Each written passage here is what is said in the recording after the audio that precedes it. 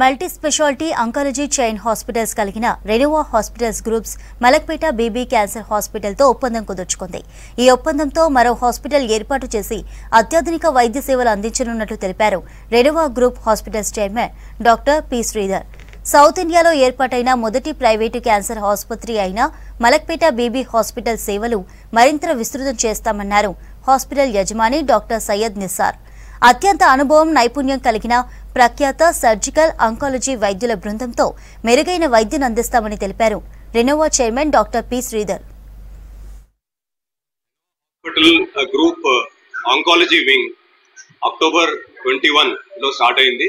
మా మొదటి centre కార్ఖానాలో doctor CS రావు గారి ఆధ్వర్యంలో మేము స్టార్ట్ చేశాము. దాని తర్వాత రెండో సెంటర్ జైపూర్ లో స్టార్ట్ చేశాము. మూడోది రీసెంట్ గా బంజారాహిల్స్ లో స్టార్ట్ చేశాము. ఇది 4వ సెంటర్ హైదరాబాద్ లో.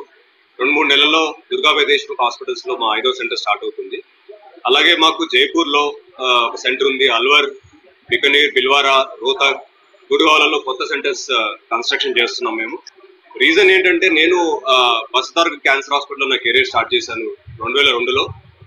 8 ఏళ్ళు అక్కడ పనిచేశాక నాకు అర్థమైంది ఏంటంటే లాస్ట్ 20 years లో రోజు రోజుకి క్యాన్సర్ పెరుగుతుంది. అండ్ ఈ ట్రీట్మెంట్ అనేది చాలా లాంగ్ ట్రీట్మెంట్. ఇది అంటే పేషెంట్ ఒకసారి క్యాన్సర్ వస్తే 9 నెలల నుంచి 10 నెలలు హాస్పిటల్ రావాల్సి వస్తుంది. దాని తర్వాత మళ్ళీ ఆయనకి 1 year కో 2 years కో ఎర్లీ డయాగ్నోసిస్ మన దగ్గర అవ్వదు కాబట్టి మళ్ళీ రికరెన్స్ వస్తుంది. సో మళ్ళీ హాస్పిటల్కి రావాల్సి వస్తుంది. సో ఒక పేషెంట్ తన జీవితాంతము హాస్పిటల్కి రావడం పోవడం అనేది క్యాన్సర్ లో చాలా కామన్ గా చూస్తాం మనం.